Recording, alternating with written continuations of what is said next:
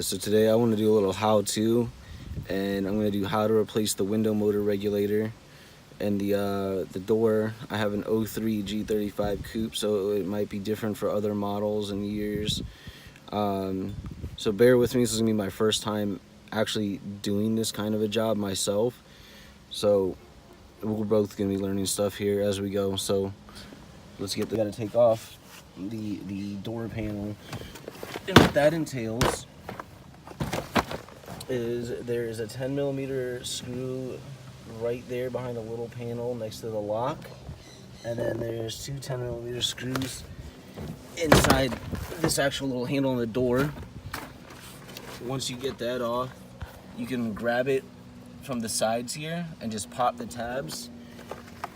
Once you got all the tabs popped around the door, you pretty much just lift up and it slides out of the door itself. And then you're gonna have to take out the window switch panel.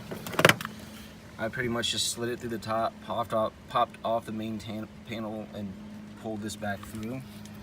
You're also gonna end up disconnecting your door light. Also disconnect this switch. This is this cord. This runs to the window motor. So you're gonna want to disconnect that. All around there are 10mm bolts, and then right here, this is where the motor bolts on to this little panel. 10mm. This one goes to the window motor regulator, that's 10mm too. And then these two locking nuts here, and I took the one off here already. These are 12mm. So that's all you're gonna need to take this panel off. Also, there's a little handle-like thing here that kind of helps hold the door in place from the that little bar. These are also 10mm screws. I would recommend taking this off before trying to get to this screw, because it kind of sits behind it, and you're gonna end up getting your ratchet or whatever stuck on the bar that sits here. This is these go to the door handle. So this one is on top. This goes to the lock. It just literally lifts out. This ball goes to the handle. You got to kind of slide it to the left and then lift it out. You'll see the grooves, the way they work when you go to mess with it. Forgot to mention, an easy way to pull this panel off of that handle over there is at the bottom there's going to be a little notch. Just use a flathead screwdriver and go ahead and just shove it in the bottom and then pull it towards you, and it'll snap the clips, and the clips will just pull right off. Alright, so once you've gotten all the bolts off around the outside, I didn't take this locking nut off because on mine it's kind of stuck to the bolt and it just spins. And I decided, and I recommend, as I unscrewed one already, leave these in, so that way the motor stays secure to this panel. Otherwise it'll just kind of drop in there and you don't want to accidentally break your window or anything. And I forgot to mention at the beginning of the video, I'm sick, so I apologize if I'm hard to understand. Alright, so you can go ahead and pull from these holes to take this panel off. If you're doing this for the first time, you'll see here I've got some residue. There is like this almost like this, like a sticky kind of foam insert to help keep it sealed and I guess weather tight. So it might be a little difficult to take off the first time around. Alright, so once you got it off, here's the motor. Here's where the regulator attaches to the motor. There's 3 screws holding that together, and they are Phillips. You got your the rest of the regulator back there. You got little tabs, 2 little tabs here that hold this plug on, and you're gonna end up wanting to pull those out, and then you're gonna shove this rubber grommet through that hole and pull the rest of the cord through, because we're gonna completely take this panel off here to finish what we have to do behind the door. Alright, so once you separated the panel from the motor, next thing you're gonna want to do is remove these 3 screws to separate the motor from the regulator. And like like I said, they are all 3 Phillips and they should bust out pretty easily. So I decided to plug my motor back in because I want to show you guys. Because when I went to the dealership, they told me that I needed the motor and the regulator. Now, mind you, I get an employee discount for working at the dealership, so they quoted me $226 for the regulator. I went to AutoZone, got quoted like 180 something, and then I went to Bennett Auto Supply, and I got quoted like 170. So make sure you shop around. You know, dealer parts, you know, they're not always the best, and they're not always the cheapest. So let me so they told me that my motor was shot, and obviously that's not the case, because this thing wants to go forever.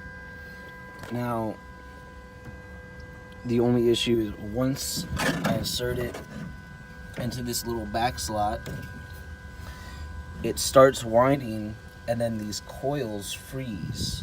So something in there is causing it to get stuck. I'm not sure if you can really tell, but it is kind of gunky in there.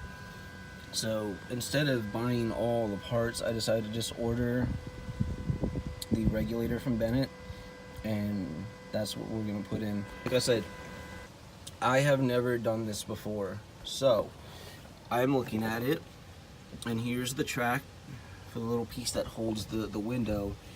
What I'm assuming is we're gonna have to take this bolt off here, which looks like a 10mm, and then that one there and that one up there, and that'll probably allow the window to lift free.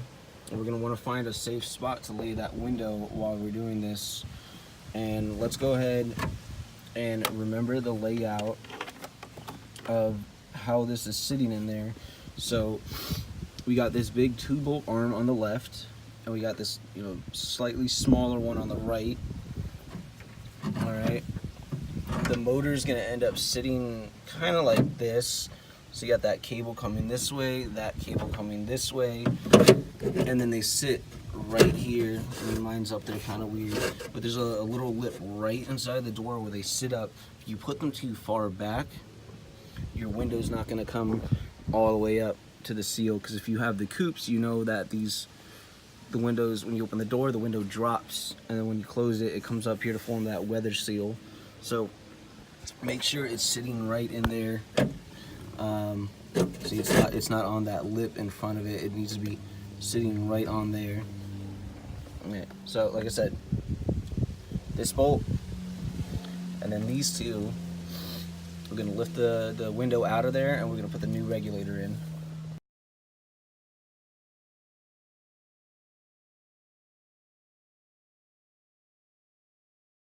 Alright, so now that we got the window out, the regulator will just pull free.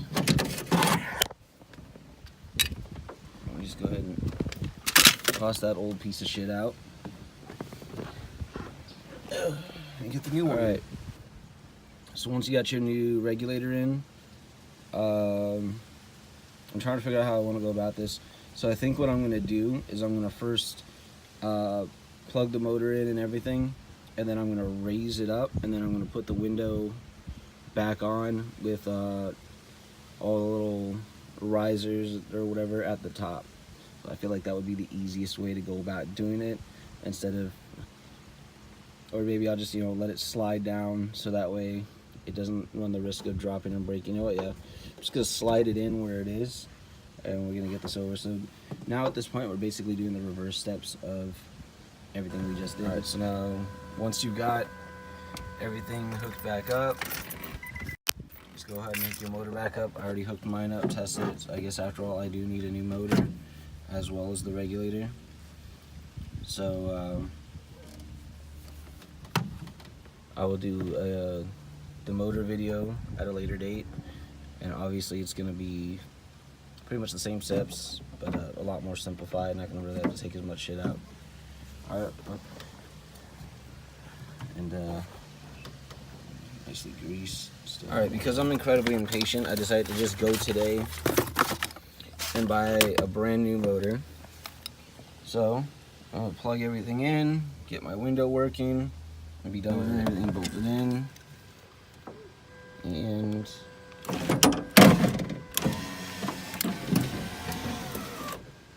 alright, so now it's just a matter of getting everything lined up properly and then bolted back in. Now that everything is back together, and yes, while I was putting everything back together, I got bored and I color flipped my window switch panel.